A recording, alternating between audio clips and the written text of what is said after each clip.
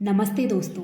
अगर आपको लगता है कि प्रोटीन सिर्फ बॉडी बिल्डर्स का चक्कर है या फिर सिर्फ जिम जाने वाले लोगों को ज़रूरत है, तो बॉस, आज का वीडियो आपके लिए लाइफ चेंजिंग होने वाला है। क्योंकि चाहे आप फिटनेस करते हो या नहीं, वेट लॉस करना हो या बस हेल्दी रहना हो, प्रोटीन सबको चाहिए, वरना बॉडी वैसे ही टूटने लगती है जैसे बिना सीमेंट के बिल्डिंग गिरती है। समझते हैं आज प्रोटीन की पूरी कहानी सिंपल और सीधे शब्दों में। Now let's understand what is protein. सबसे पहले बेसिक समझते हैं प्रोटीन होता क्या है। प्रोटीन एक ऐसी चीज है जो हमारे बॉडी के मसल्स, स्किन, हेयर, नेल्स और इवन हॉर्मोन्स बनाते हैं।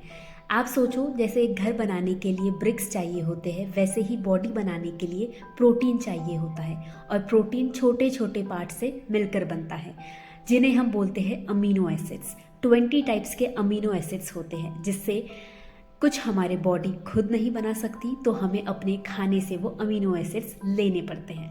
अब समझते हैं प्रोटीन क्यों इम्पोर्टेंट है। प्रोटीन की इम्पोर्टेंस का सिंपल एग्जांपल दूं।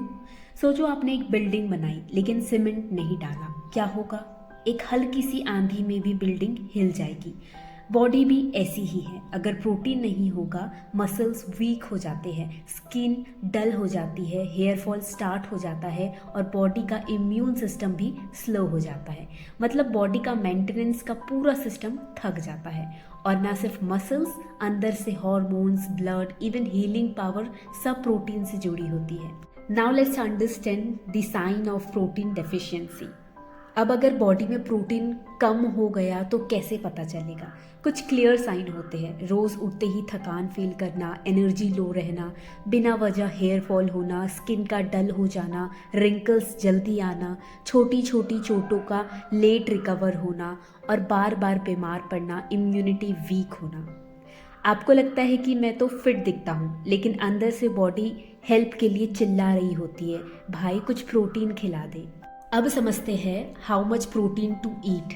चलो अब समझते हैं सबसे इम्पॉर्टेंट सवाल, कितना प्रोटीन खाना चाहिए।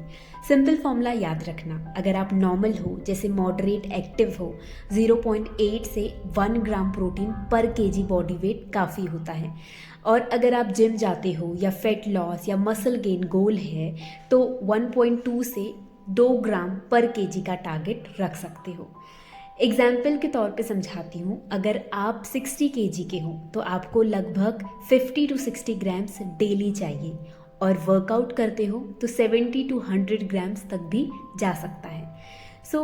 लेकिन याद रखना, ज़्यादा प्रोटीन का मतलब नहीं है कि बॉडी सुपरमैन बन जाएगी। बैलेंस ज़रूरी है। When to eat protein. अब बात आती है कब प्रोटीन लेना चाहिए। गलत फहमी है कि सिर्फ जिम के बाद लेना है। बेस्ट है कि प्रोटीन को पूरा दिन थोड़ा थोड़ा मील्स में स्प्रेड करो।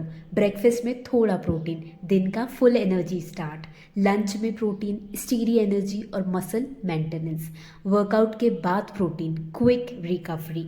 डिनर में लाइट प्रोटीन, रात को बॉडी रिपेयर अच्छा होता है।